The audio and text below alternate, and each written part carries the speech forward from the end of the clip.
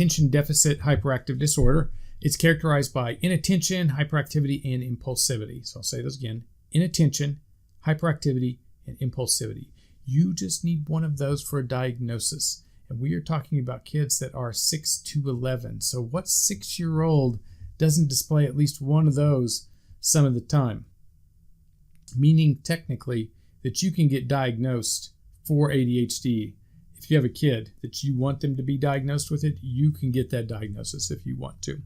Where I'm going with this, the number of children diagnosed has increased substantially. And again, it's in boys. Now, part of this is going to be because the diagnosis tools have gotten better. But just because there are more diagnoses, it doesn't necessarily mean that more people have it. Some of these could be overdiagnosis. It has more than doubled since 1990. So it used to be 5% of kids had it, and now 13% of kids have it is what they say. We're going by also the DSM, which is not a precise tool at all related to this. Some doctors, they're going to be real quick to give you a diagnosis and give you a pill. And that's not just going to be for ADHD. It's not just going to be for kids. It's just going to be throughout your life. You're going to meet some doctors that are just boom, boom, boom. They want to get you in. They want to get you out. Here's the pill. Here's the quick fix. Go with that. Again, one of those things where you're going to do things the right way versus the easy way. When you're looking for a doctor, you would like to look for one that doesn't immediately go to pills, at least in my personal opinion. Some other things that have changed over the last, since 1990s. Some other things that have changed that you might think about that could maybe influence how many kids have ADHD, something we've already talked about a little bit, helicopter parents. So is there a relationship between ADHD and helicopter parents, or is there also a relationship between a possible overdiagnosis of ADHD and helicopter parents? And I think that that's at least a possibility. So if you have helicopter parents that are super involved in their kid's life, and they're like, I think maybe he's got ADHD, we need to get some medication for him. So that's possible. Screens could be another issue that's happened since the 1990s. Screens do cause attention problem when you are essentially addicted to them.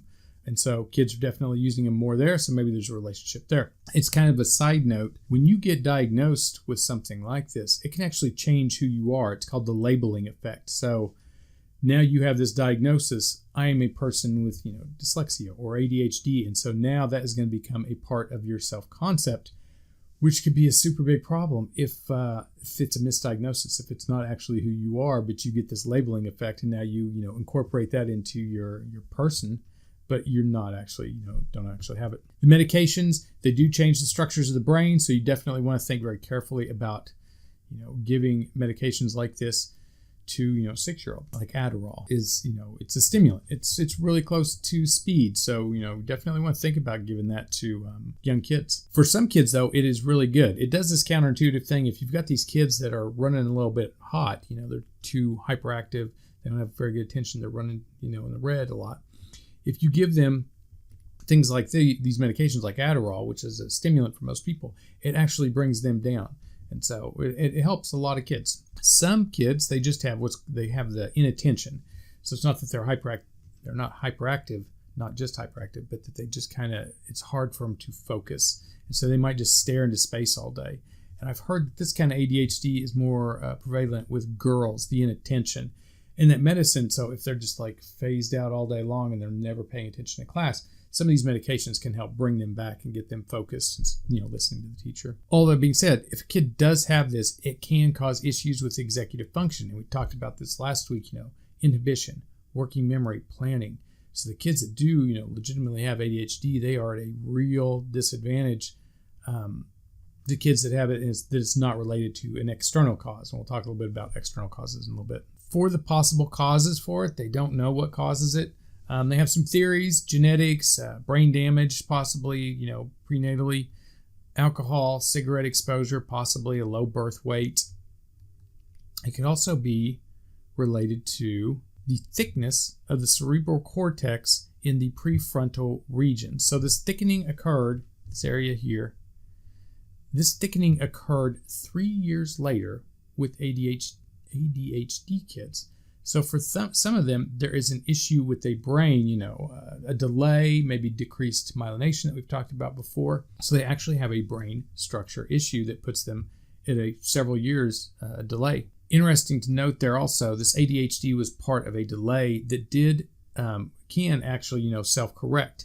But if it takes 3 years for you to have the same amount of attention as this other kid, you're going to be put behind, and it's going to be something that could, affect you for the entire lifespan. We talked about this before, how you kind of get started down a road that could be the road that you get stuck on.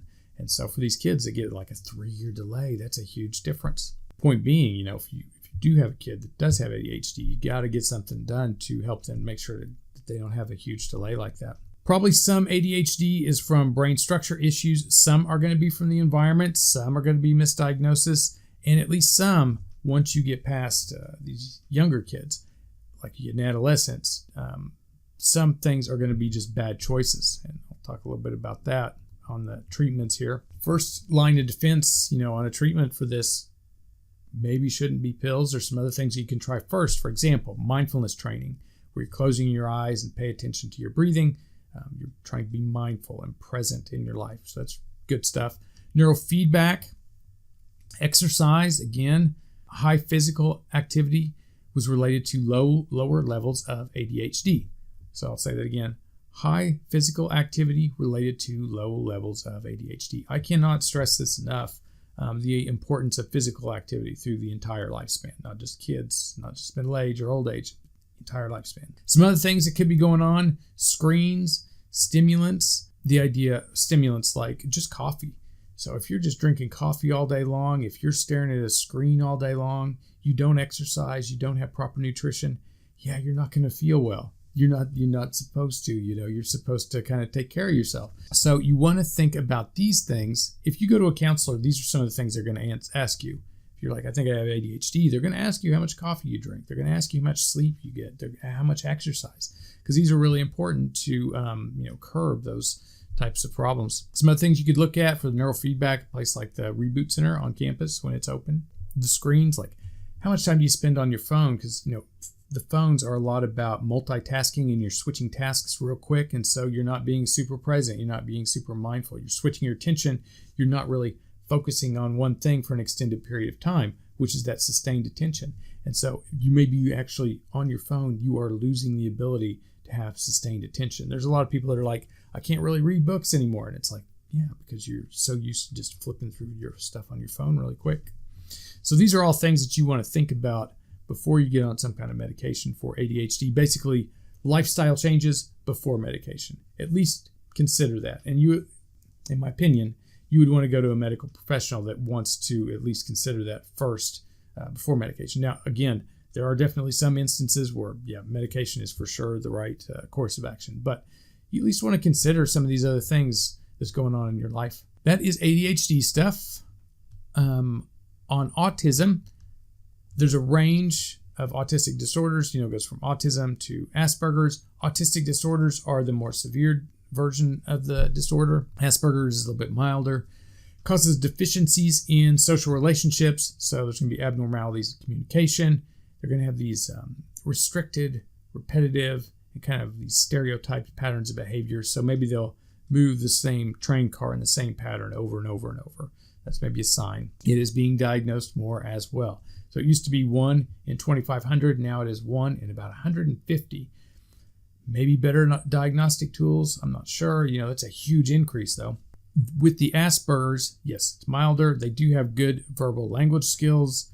They still may have like restricted range of interests and relationships. So they may be super into trains still. Maybe they don't just sit there and do this all day. Autism spectrum disorders can affect, or they can be detected in kids as young as 1. With autism, probably a brain structure issue as well, a lack of connectivity between the brain regions, maybe some genetics. It is probably not a family socialization issue. Basically, it's not going to be something from the environment. So you're not going to do something as a parent that's going to cause your kid to get autism. It's probably going to be something that they are born with that will express itself when they're 1, 2, or 3. That's it for autism. On the next slide, we will get into Piaget.